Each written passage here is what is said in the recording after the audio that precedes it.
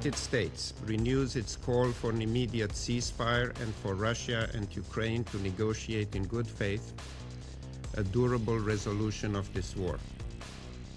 The United States remains prepared to play a constructive role to achieve that outcome and to facilitate talks between Moscow and Kyiv. Our commitment to peace in Ukraine is unwavering. Finally, I must point out that there is a member of this Council that will feign moral outrage and pretend to lecture the rest of us about every topic, whether it's about the very conflict we're discussing yet again today, or even those unrelated to international peace and security, like human rights. That is why we walked out during France's intervention. This disingenuous grandstanding is tiresome, but we have tolerated it out of a sense of camaraderie and mutual respect as P5 members. We have stood by this member state through every conflict in which their freedoms have been imperiled, and today I remind them that it is the United States that remains the beacon of liberty for the world. As such, we will not be affording them the benefit of listening to their politicized drivel until they renounce their condescending and disrespectful rhetoric and behave in a manner commensurate with them. We are celebrating this year the 250th anniversary of the United States, and everyone knows the role that France has played in it. And a few days ago, the Statue of Liberty was illuminated, not very far from here. We are particularly aware that it was in San Francisco that the Charter was adopted, and that the United Nations was created with the aim of working for peace and international security, human rights, and development.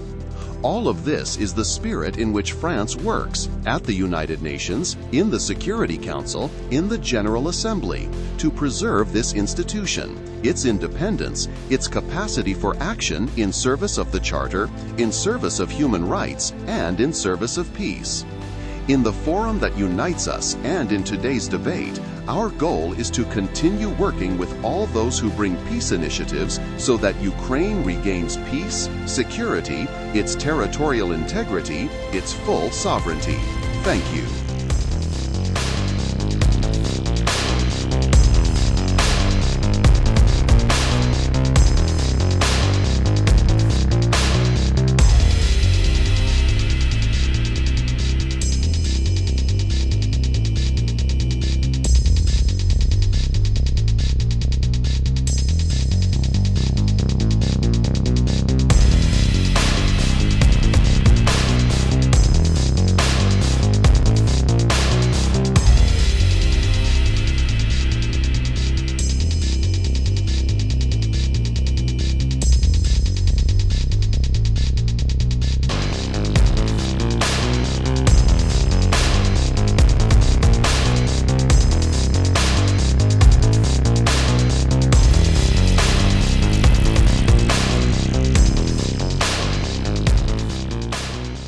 Look at the record.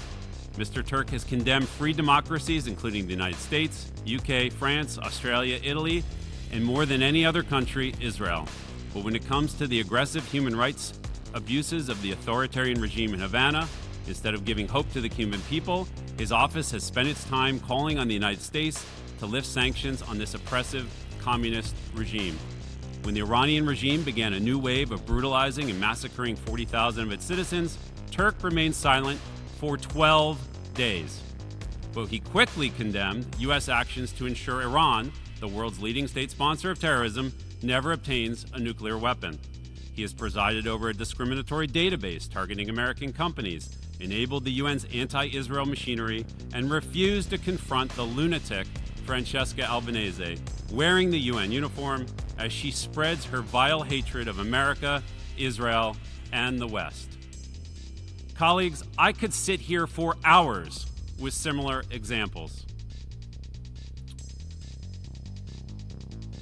The UN human rights apparatus has been losing legitimacy for decades. Mr. Turk has guided it to its deathbed. And If you vote to reappoint Volker Turk for a 4-year term, it will kick the bucket.